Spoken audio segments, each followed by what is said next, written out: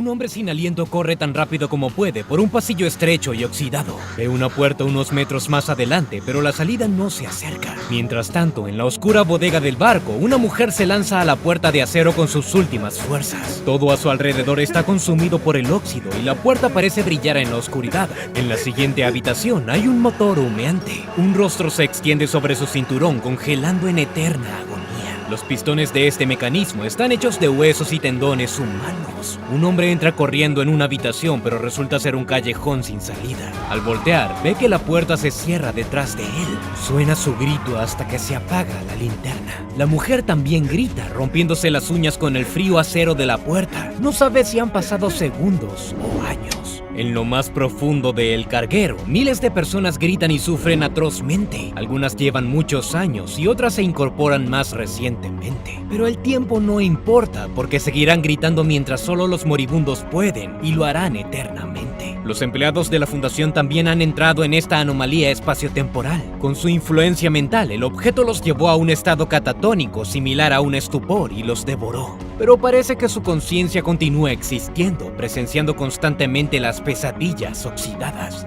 Hola a todos, soy el detective Boyd y este es un video sobre otro objeto SCP. Esta vez mi investigación se trata de El Carguero. A Edgar Allan Poe definitivamente le hubiera encantado esta anomalía, porque los protocolos y estudios del experimento de SCP-455 te ponen los pelos de punta. El objeto pertenece a la clase Euclides y parece un carguero varado y parcialmente hundido. Aproximadamente el 90% de la parte no sumergida del barco está cubierta de óxido y el casco está bastante dañado. SCP-455 se encuentra en la costa sur de Chile. La fundación se interesó por el barco después de que un grupo de investigadores desapareciera en él. Inicialmente se evaluó que el objeto tenía un bajo nivel de peligro, por lo que se enviaron 3 guardias de seguridad y 2 analistas de campo para rescatar a los civiles. Según las regulaciones, el equipo informaba sobre sus actividades cada 24 horas. Llevaron a cabo una investigación del objeto durante 3 días, pero al cuarto día no se reportaron. 48 horas después, un segundo grupo fue enviado a SCP-455. Esta vez, 10 agentes de campo recibieron equipo diseñado para enfrentamientos con oponentes humanoides. El equipo de rescate encontró el primer grupo de la fundación en las cercanías de SCP-455. Sus computadoras portátiles aún estaban encendidas y había comida quemada en una olla arrocera. Varias entradas sobre el objeto que se había hecho antes de que el grupo desapareció fueron encontrados en las computadoras. Luego, descubrieron que el interior del carguero es anormalmente más grande que sus dimensiones visibles. El primer equipo informó de la existencia de un corredor de más de 180 metros, que supera los parámetros físicos externos de la nave. También se encontró lo siguiente en SCP-455: un gimnasio con paredes flexibles de acero, habitaciones hechas de dientes humanos e incluso motores construidos a partir de partes de la carrocería. Los primeros investigadores notaron numerosas alucinaciones auditivas y visuales. El segundo equipo fue a la bodega de carga después de escuchar gritos provenientes de allí. Se ordenó al equipo de rescate que se mantuviera en contacto en todo momento durante la inspección de las instalaciones del barco. Los agentes encontraron un agujero en la cubierta del barco que conducía a la bodega, pero decidieron bajar las escaleras hasta las cubiertas de la tripulación. Tardaron 30 minutos en descender los 3 tramos cortos, mientras uno de los agentes subía a cubierta y bajaba con el resto del grupo en solo 4 minutos. La anomalía temporal de SCP-455 se produjo 30 segundos después. Para los agentes dentro de la nave, ese es el tiempo que pasó entre transmisiones, pero la base había registrado una pérdida de comunicación de 16 horas. Los agentes bajaron 5 pisos. Allí encontraron una puerta de acero que parecía nueva. Tan pronto como los investigadores entraron en la bodega, la puerta se cerró espontáneamente. Había otras personas en la habitación.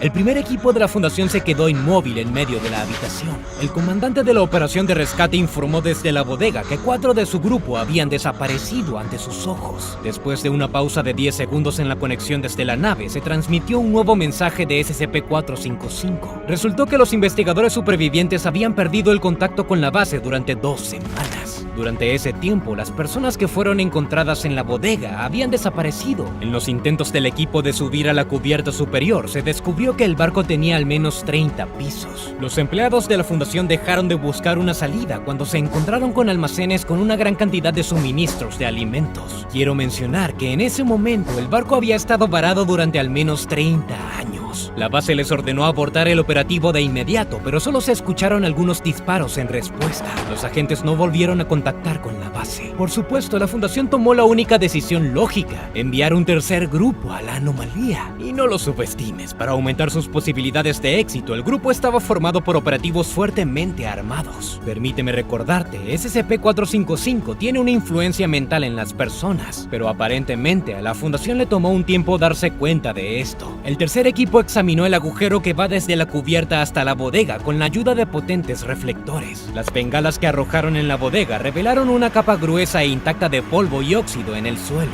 Los 5 agentes se separaron esta vez. Uno bajó directamente a la bodega con un cable y el resto bajó las escaleras. El equipo se llevó consigo 2 cámaras de video. Un técnico permaneció en la cubierta para asegurar una comunicación constante. El agente Evans tomó rápidamente su posición en la bodega de carga e incluso comenzó a bailar por aburrimiento. 3 minutos después de que el resto del grupo había comenzado a bajar las escaleras, se interrumpió la señal. Cuando volvieron a contactar, los operativos informaron que habían pasado 10 horas desde el inicio de la misión y que habían perdido a 2 personas. Cuando los chicos se dieron cuenta de que habían bajado al menos 20 pisos, enviaron al agente Eric de regreso. Rápidamente subió 2 pisos y les gritó a sus compañeros que las escaleras habían llegado al techo. El operativo vio una escotilla abierta allí arriba y una figura humana. Entonces comenzó el tiroteo. Cuando el resto de los miembros del grupo subieron al piso superior, ni Eric ni la otra persona estaban allí. Los agentes encontraron comida a bordo de SCP-455, pero no comieron nada. También encontraron escaleras en los almacenes que conducían aún más abajo. Dado que la tripulación no pudo subir a la cubierta superior, la base ordenó a los agentes que bajaran al fondo del barco. Se suponía que los buzos del equipo de evacuación de emergencia localizarían a los agentes utilizando cámaras termográficas y luego romperían el casco para evacuarlos. Sin embargo, la comunicación con el grupo 3 se perdió durante 12 horas y los buzos no pudieron hacer nada porque el casco del buque de carga resultó ser significativamente más cálido que el agua circundante. Se ordenó al agente Evans, que había sido sacado de la bodega unas horas antes, que volviera a investigar la bodega a través del agujero de la cubierta. Para su sorpresa, encontró allí a todos los miembros del tercer grupo, además del desaparecido agente Eric. Todos los operativos estaban en un estado de estupor. Fueron inhibidos durante aproximadamente 1 hora después de que abandonaron las cercanías de SCP-455.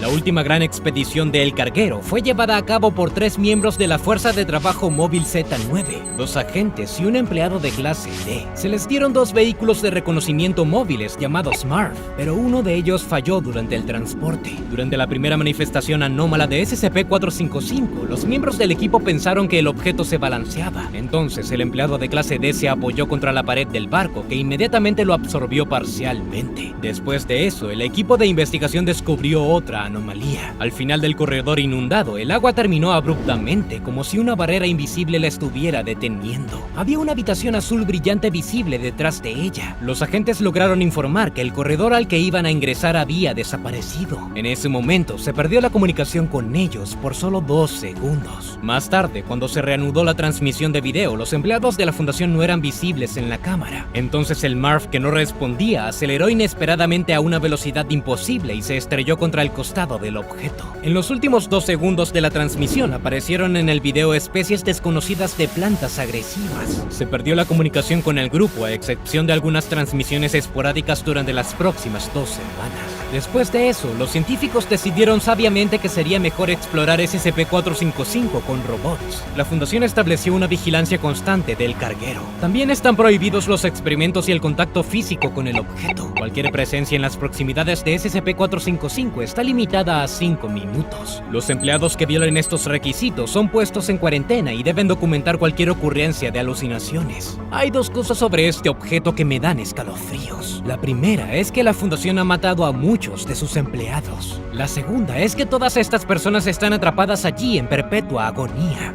¿Por qué crees que la organización eligió esta estrategia para estudiar el objeto?